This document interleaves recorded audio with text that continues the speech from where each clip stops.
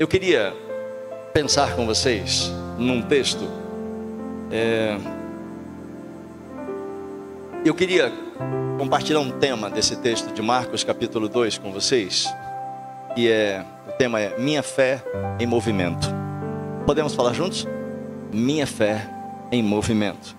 E aí eu quero que você acompanhe comigo nesses minutos que temos para pensarmos nesse texto em Marcos capítulo 2, começando no versículo 1, que está escrito assim: Poucos dias depois, tendo Jesus entrado novamente em Cafarnaum, o povo ouviu falar que ele estava numa determinada casa. Então muita gente se reuniu ali, de forma que não havia lugar nem mesmo junto à porta. E Jesus lhes pregava a palavra. Então vieram alguns homens, trazendo um paralítico carregado por 4 daqueles homens. Viram aqui? Vieram alguns homens, trazendo um paralítico carregado por 4 daqueles homens que todos estavam ali. Não perca isso de vista. Não podendo levar aquele paralítico até Jesus por causa da multidão, subiram no telhado, removeram parte do lugar onde Jesus estava e abaixaram do teto aquela maca em que estava deitado aquele paralítico. Então Jesus, vendo a fé de todos eles, Jesus disse ao paralítico. Percebe que Jesus viu a fé de todos eles e disse ao paralítico. Há uma distinção bem interessante aqui. Jesus disse: Filho, os teus pecados estão perdoados. Estavam ali sentados alguns mestres da lei e raciocinando no seu íntimo, dizendo: Por que esse homem fala assim? Está blasfemando, porque quem pode perdoar pecados a não ser somente Deus?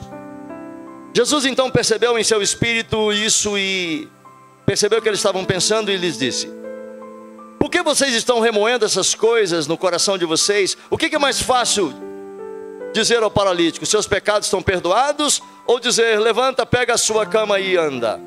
Mas para que vocês saibam que o Filho do Homem tem autoridade na terra para perdoar pecados, ele disse ao paralítico: eu te digo, levanta, pega a sua maca e vá para casa. Então ele levantou, pegou a sua maca e saiu na frente de todos. E então todos ficaram atônitos e começaram a glorificar a Deus, dizendo: nós nunca vimos coisa igual. Meus irmãos, vocês conhecem aquela expressão bíblica que diz que a fé sem obras ela é morta.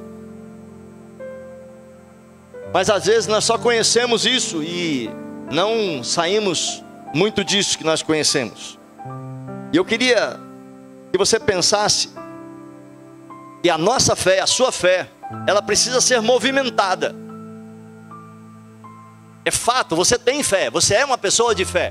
E quando eu falo para isso, eu me dirijo tanto a você individualmente, como também me dirijo a essa igreja que completa esses 123 lindos anos de existência. Guarde essa expressão. A sua fé, a nossa fé, ela precisa estar em movimento. Pensa nisso, porque senão ela não produz resultados. Como todas as coisas, meus irmãos, a nossa fé ela existe para que ela não apenas nos ligue a Deus, mas para que ela também gere resultados. É interessante que a palavra fé, ela vem de uma expressão, para te ajudar. A palavra fé, ela vem de uma expressão. Ela vem de uma expressão que não significa apenas acreditar em alguma coisa. É uma expressão que se lê no original pisteuo. Vocês devem saber disso. E a primeira tradução dessa palavra, que é em grego pisteuo, que é traduzida por fé, a primeira ideia que ela passa não é de acreditar apenas, mas é de entrar dentro. Talvez você nunca tenha ouvido isso. Mas a primeira ideia da tradução da palavra de fé significa entrar dentro, fazer parte, se tornar um com.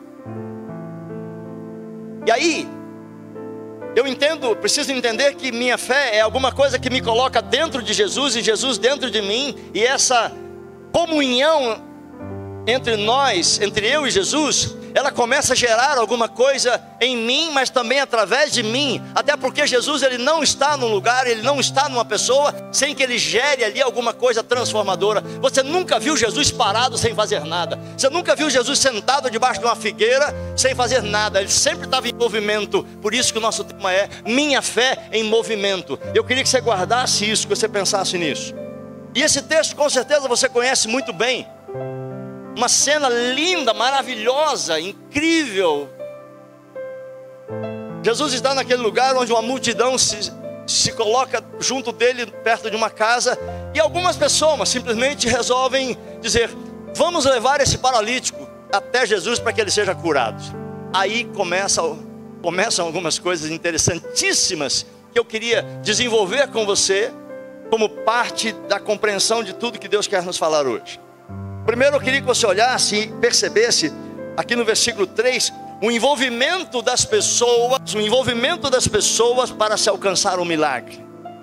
Repete essa expressão comigo: o envolvimento das pessoas para se alcançar um milagre. Vocês já perceberam que muitas vezes nós queremos que algumas coisas aconteçam, mas nós ficamos apenas esperando que elas aconteçam?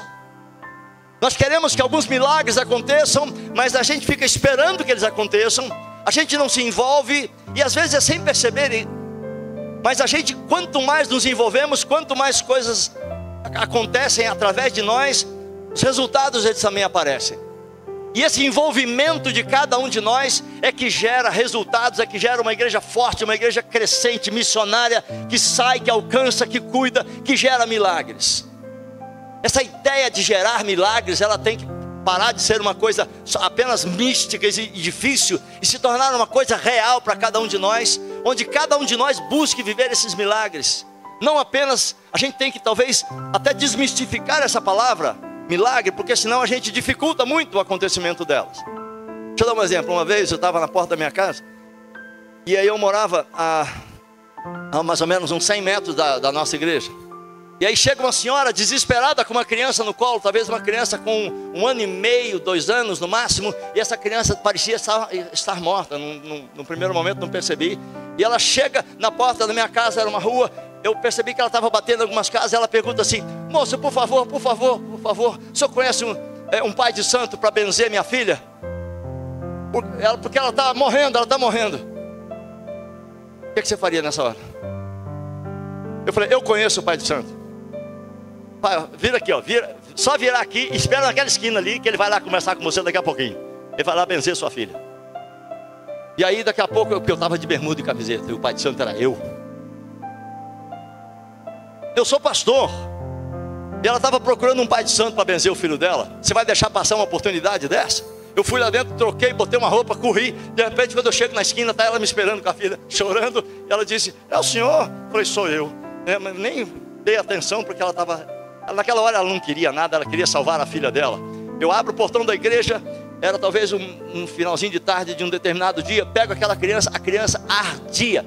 Era difícil segurar a criança de tanta febre. A criança já estava... Vocês sabem que um certo grau de febre, a criança desfalece, até o adulto também. E eu peguei aquela criança nos braços e disse: Deus, agora é o Senhor. Agora é o Senhor. E comecei a orar: Senhor, em nome de Jesus, põe a tua mão de milagre sobre essa criança agora. E pelo poder do teu Espírito Santo, vai trazendo saúde, vai trazendo cura, vai trazendo transformação. E aí vai a criança, nesse momento, meus irmãos, ela começou a se mexer nos meus braços. Eu disse: Deus do céu, eu nunca tinha vivido isso. Eu nunca tinha orado por um negócio dele. E a criança começa a se mexer, pastor. Ela começa a se mexer. Daqui a pouco ela senta e começa a gritar: mãe, cadê você, mãe? Não era eu. Aí eu entrego ela para a mãe já chorando, com outro sentimento de choro. E a criança completamente... A criança começou a gelar na minha mão, de quente, começou a ficar gelada. Eu disse: Deus, eu não podia ter perdido essa oportunidade. Ela disse: o senhor é pai de santo? Eu falei: não, agora vamos conversar. Eu sou pastor, isso aqui é uma igreja batista. Amém. Ai, que bom que a minha filha... Percebe que a ideia dela, no desespero, é o que ela tinha, o que ela sabia. Agora pergunto, meus irmãos. Eu estou contando um testemunho pessoal para dizer para você que nós não podemos perder oportunidades. E esses homens que nós vemos aqui, meus irmãos, houve um envolvimento das pessoas. A Bíblia diz que alguns homens se juntaram, decidiram levar aquele rapaz até Jesus. E aí a Bíblia diz que 4 deles arrumaram uma maca, porque ele era um paralítico, e pegaram aquele homem. Ou seja, 5, sonharam, tanto os 4 que carregaram, quanto os outros, porque eu imagino qual era o papel dos outros nesse milagre. E talvez tirando pessoas da frente: dá licença, que nós vamos levar esse moço até Jesus. Vocês conseguem ver a igreja nesses homens? Nessas pessoas? E é isso que eu queria que vocês vissem. Eu queria que vocês se vissem nesse episódio. Eu queria que nesse momento, esta talvez seja a tônica dessa reflexão. Meus irmãos, é interessante como a gente percebe que Poderia ser só uma ou duas pessoas para levar aquele paralítico, ficaria muito difícil, não ficaria? Uma ou duas pessoas carregaram uma pessoa paralítica é muito complicado, então outros se envolveram. Então a gente aprende que quando mais de um se envolve na busca de um milagre, aquele milagre fica mais fácil, fica mais leve, fica mais possível. Até porque você começa a compartilhar sua fé, você começa a gerar fé naquele que talvez esteja um pouco mais fraco. Por favor, deixa o Espírito Santo ir desenvolvendo isso no seu coração. E para isso eu queria dizer para você, não terceirize aquilo que você pode fazer. Não peça para outro. Às vezes a gente tem o hábito, meus irmãos, sem perceber, de passar para outro a responsabilidade daquilo que nós podemos fazer. Então não terceirize aquilo que Deus entregou nas suas mãos. Você tem dons, você tem talentos, você tem condições, você tem oportunidades que o outro não tem. Então, por favor, não passe em branco, não passe em branco na vida das pessoas, não passe em branco na vida dessa igreja, gere alguma coisa. E não só aqui dentro, porque muitas vezes o milagre, ele precisa acontecer aqui dentro, mas ele precisa acontecer lá fora em alguns lugares. Você tem contato com pessoas que eu não tenho. Você, meu irmãozão, como é que é teu nome? Bruno. O Bruno tem contato com pessoas que... Você, querido, de barba e óculos. Ayrton. Você tem contato com pessoas que o Ayrton não tem. O Ayrton tem contato com pessoas que o irmãozinho ali não tem, que o outro não tem. Ou seja, nós temos oportunidades únicas na vida para fazer alguma coisa como homens e como mulheres de Deus nessa terra. Amém, meus irmãos? A grande questão é nós não perdermos essas oportunidades, mas não perdermos mesmo. Me lembro que uma vez eu cheguei num salão de beleza, cabeleireiro, de uma moça da nossa igreja, e eu vi um monte de revistas, como é comum, e ela era uma mulher cristã, uma mulher de Deus. Eu falei, minha irmãzinha, e essas revistas aqui? Tinha revista de tudo, tititi, vamos lá, só revista, entendeu? Hoje não se usa mais isso, mas eu me lembro desse episódio. Eu falei assim, por que você não troca isso aqui por livros devocionais, por folhetos evangélicos, por alguma coisa? Porque vão chegar pessoas aqui que não vão querer, mas vão chegar pessoas sem esperança, destruídas, vão chegar aqui querendo fazer um trato no cabelo, quando na verdade ela quer fazer um trato no coração, na alma delas. E essa moça, meus irmãos, falou, puxa pastor, nunca tinha pensado nisso, porque todo salão, ele usa esse tipo de entretenimento. Eu falei, então muda isso. E simplesmente, meus irmãos, essa moça começou a ter problema, porque começaram a vir, uma falava para outra, outra falava para outra. Ela trocou aquele som que normalmente se tinha lá, um som estranho, para uma música cristã, para aquela música parecida com essa última que agora que nós acabamos de cantar. E esse negócio começou a gerar uma transformação, e começaram a chegar pessoas na igreja levadas por aquela moça, por aquele ministério, por aquele trabalho que ela fazia naturalmente. Ou seja, oportunidade que nós não temos. Por favor, guarda isso. Você tem dons, você tem oportunidades, e você tem condições que o outro não tem. Então, comece a olhar nesse sentido. Às vezes eu penso, pastor Fábio, quanta coisa não acontece porque a gente deixa para lá. Quantas pessoas não estão aqui porque nós deixamos para lá. Quantos abraços, muitas vezes, nós trocamos por críticas. Ao invés de dar um abraço naquela pessoa, a gente manda uma crítica. Por favor, meus irmãos, isso é uma palavra mais profundo sentido pastoral, mas ao mesmo tempo é um chamado. Eu não deixaria Marília para vir aqui estar com vocês sem trazer uma palavra não motivacional, mas motivadora, no sentido de fazer com que você se mexa, que você saiba que Deus, ele não está com você aqui de graça. Existe um sonho de Deus, um propósito de Deus. E eu olho para esses 4 homens aqui, para aqueles todos ali, e eu percebo, meus irmãos, e quando Jesus fala, Jesus viu a fé deles. Quando a Bíblia diz que Jesus viu a fé deles, meus irmãos, eu nem vejo se tem muita fé no paralítico. De verdade, eu vejo fé nos outros. Eu vejo fé naqueles homens. Quantos de nós aqui teríamos coragem, meus irmãos, de fazer o que eles fizeram? Por isso que eu disse para você agora há pouco que fé é muito mais do que acreditar em alguma coisa. Fé é se envolver. Talvez, meus irmãos, quando a gente não se envolve, não acontece. E aí eu queria muito que você pudesse atentar para essa verdade. Nós somos insubstituíveis. Somos únicos diante de Deus. E eu queria muito que você atentasse para isso, que a gente olha para esse texto e começa a encontrar aqui de Jesus gerando em nós através desse milagre. E aí, você pensa que foi fácil? Não, não foi fácil. Eu não vejo nenhuma facilidade, quando eu olho para essa situação aqui, porque o texto fala claramente que eles tomaram uma decisão antes. Imagina a conversa deles, imagina o papo deles, meu irmão. Eles resolvem conversar. E aí, rapaz, Jesus está ali, esse paralítico está aqui, eu fiquei sabendo que ele cura paralítico, vamos lá? Só nós dois? Não, vamos chamar Bruno, vamos chamar o Ayrton, vamos lá. Provavelmente alguns desses devem ter falado assim: não vou não, isso é bobagem, vou levar um paralítico, não tem nem como chegar perto, rapaz, como é que vai chegar? Ninguém deixa chegar, tá com uma entrada de jogo do Corinthians, entendeu? Não dá nem para chegar perto, perigo danado. Vai assistir um jogo do Palmeiras, muito mais tranquilo, muito mais saudável. Agora você mandado embora, não prego hoje à noite. Ok, meus irmãos? Mas aqueles homens perceberam que ali estava uma oportunidade. Como eu acabei de dar o testemunho, que ali estava a oportunidade de orar para aquela mãe que estava procurando uma outra pessoa no desespero.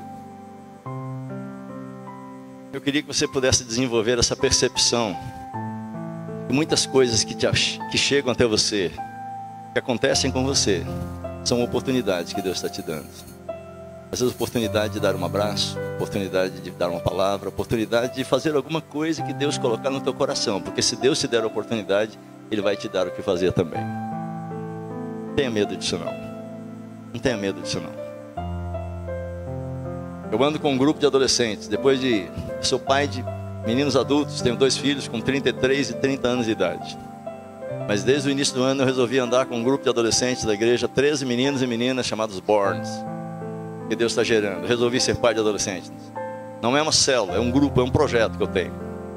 E aí dias atrás eu peguei essa meninada e uma vez por mês nós saímos para uma atividade prática.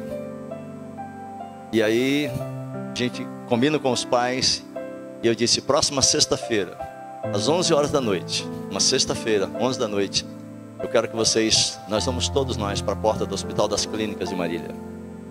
Você tem noção do que acontece na porta de um hospital de clínicas ou de outro hospital, sexta-feira à noite, depois do pagamento? É uma das cenas mais tristes. E eu peguei aqueles meninos entre 14 e 17 anos e combinei com os pais e nós fomos para lá. Preparei antes uma mensagem num papel e em cada papel daquele pequeno nós colamos 2 chocolates. Eu disse: vocês têm 2 missões. Vocês vão chegar e por 40 minutos nós vamos apenas observar o que acontece. Dividi eles em duplas. E aí dividi, e eu falei: vocês vão apenas observar o que acontece. E quando eles ficaram observando, eu falei: depois de 40 minutos vocês vão começar a abordar as pessoas que estão ali no desespero de uma porta de hospital. E aí, para começar, eles falaram o seguinte: nós nunca vimos coisa igual. Pois é, eu falei assim: exatamente isso. Um deles usou o seguinte: pastor, como foi bom sairmos da bolha de dentro da igreja e vermos o que acontece aqui fora. E foi muito interessante que depois de 40 minutos eles começaram a abordar as pessoas. E aí essas abordagens foram as mais incríveis que eu já pude imaginar. Em certo momento, meus irmãos, Marília é uma cidade central que atende 65 cidades na área da saúde ao redor. Imagina o que acontece, tudo vem para Marília. E aí, uma hora eu estava vendo assim, tinha um casal de adolescentes orando por uma pessoa perto de uma ambulância. De repente eu olho, cadê eles? Sumiram. Falei: meu Deus, gelei. Fui mais perto, percebi que dentro da ambulância tinha umas 10 pessoas. Sabe essas vans? E eles estavam ali dentro, meus irmãos, orando por todas aquelas pessoas que estavam ali dentro. Estava um culto, parecia um culto pentecostal, porque estava um reteté dentro daquela ambulância, meus irmãos. Porque aí a pessoa já está no desespero. E aí um orando, o outro clamando, o outro ali impondo as mãos. Eu olhei de fora da porta da ambulância e falei: eita Deus, isso mesmo, age Jesus. E aí eu queria muito que você entendesse que a gente precisa ter a percepção de oportunidade. Vocês estão completando lindos 123 anos. Isso pode ser um grande chamado de Deus para que vocês possam ter essa mesma experiência aqui em Campinas, de várias formas. E também vocês poderem despertar e Jesus olhar para vocês e dizer assim: Jesus viu a fé da igreja, Jesus viu a fé do Bruno, Jesus viu a fé de vocês. Talvez falte Jesus ver nossa atitude de fé, atitudes que geram milagres. Aliás, quanto vale um milagre? Quanto vale um milagre na vida daquela pessoa que você acha que ela precisa de Jesus? E quem sabe isso passa por você? Quem sabe isso passa por nós? Não passa aqui pelo púlpito não, meus irmãos. Aliás, numa igreja, pouca coisa passa aqui pelo púlpito. A maioria das coisas acontece aí. Entende isso? A maioria das ideias estão aí com vocês. A maioria das orações. Aqui tem uma pessoa, ou duas, ou três. Mas o poder está aí, meus irmãos. O poder não está aqui. O poder está entre nós. O poder de Deus, ele age através daquele que se coloca diante de Deus. Então é tempo de nós nos despertarmos. Quanto vale um milagre? Do que você seria capaz? Do que você seria capaz para viver ou para gerar um milagre? Você acha que eu não tremi quando eu tive que falar para aquela mulher que eu era o benzedor da filha dela? Sim, porque tem hora que você fica alguns paradigmas. Na verdade, meus irmãos, ela queria era respostas que Deus deu. E outra coisa que eu queria terminar dizendo para você: não perca de vista, não perca o objetivo de onde você quer chegar por causa dos impedimentos. Aqueles 4 que pegaram aquele paralítico para chegar perto de Jesus, eu não sei se nem eu teria coragem de fazer o que eles fizeram, mas eles subiram na casa da pessoa que Jesus estava, que eu não sei que casa que é essa, se era baixa, se era alta, se era difícil, se não era. Eu sei que os 4 deram um jeito, puxaram aquele paralítico para cima. Falaram assim: não tem como ele chegar aqui, porque não dava para entrar. Sabe aquele negócio? Não dava, não vou sair da frente, não vou sair. Pois é, nós vamos dar um jeito. Primeira pergunta: como é que você acha que ele subiu no telhado? Segunda pergunta: você tem coragem de telhar a casa do outro? Você teria coragem de fazer isso? Você entende que aqueles dois parece que bateram no peito e disseram assim: nós vamos fazer com que esse paralítico chegue na presença de Jesus, e bem na frente de Jesus, custe o que custar, nós vamos pagar o preço. Se a gente tiver que levar umas burdoadas, nós vamos levar, mas nós vamos cumprir a missão que nós... Sabe essa coisa determinada? Acho muito legal essa questão de quando você determina uma coisa e você vai atrás daquilo e você rompe com os impedimentos. Aliás, escreve isso aí: os impedimentos competem com a sua fé. Escreve isso aí, guarda essa expressão, porque se você entender isso vai ser muito mais fácil. Os impedimentos competem com a nossa fé, e nós paramos muitas vezes, meus irmãos, no meio do caminho, apenas porque surgiram alguns impedimentos. Mas quando tem mais de um que se envolve, as dificuldades ficam menores. Amém? Olha que coisa linda. O fato de eles terem se envolvido com um grupo maior de pessoas fez com que as dificuldades fossem diminuídas. Eu não sei como que levaram aquele moço lá para o telhado, meus irmãos, mas simplesmente eles pegaram e levaram, e eles romperam com aquela dificuldade.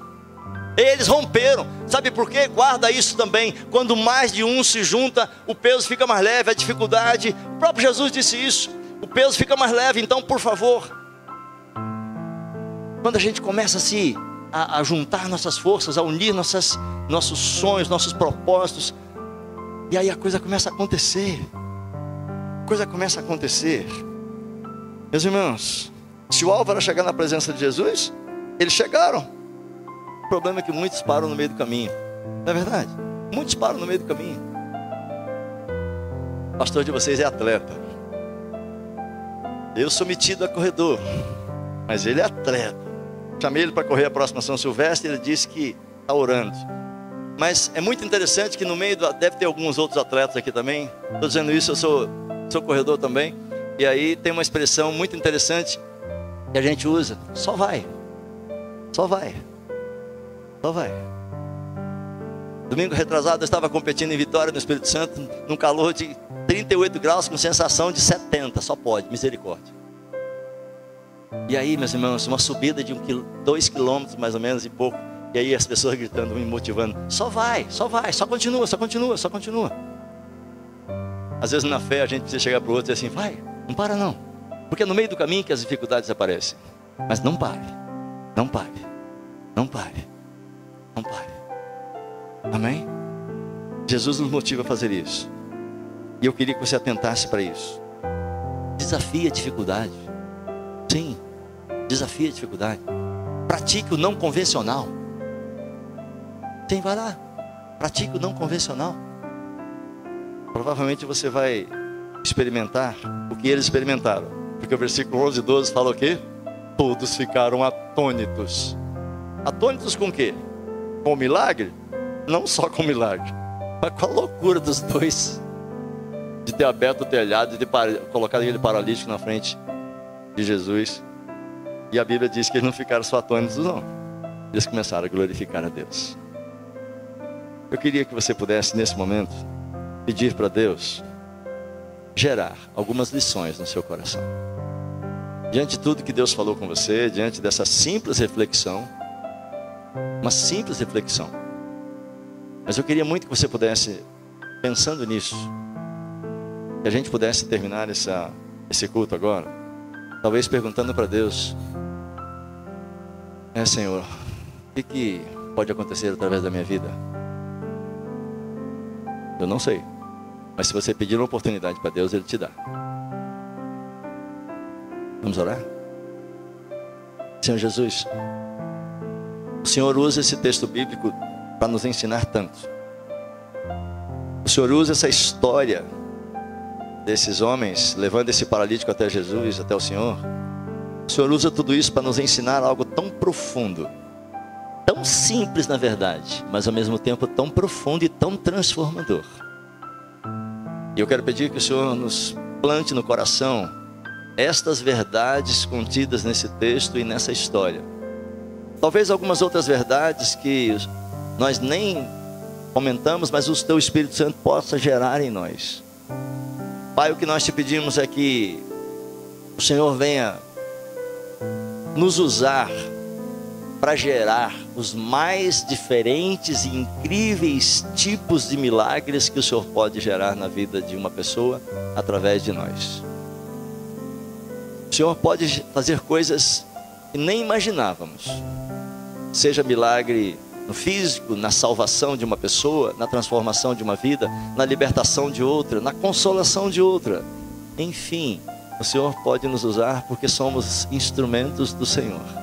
Somos a extensão das Tuas mãos nessa terra. Então eu te peço, Senhor Jesus, nos ajude a entender o que o Senhor quis nos ensinar nesta manhã. Obrigado pela vida dessa igreja. E que esta palavra, ela possa compor os sonhos do Senhor para os próximos passos dessa igreja. Em nome de Jesus. Amém.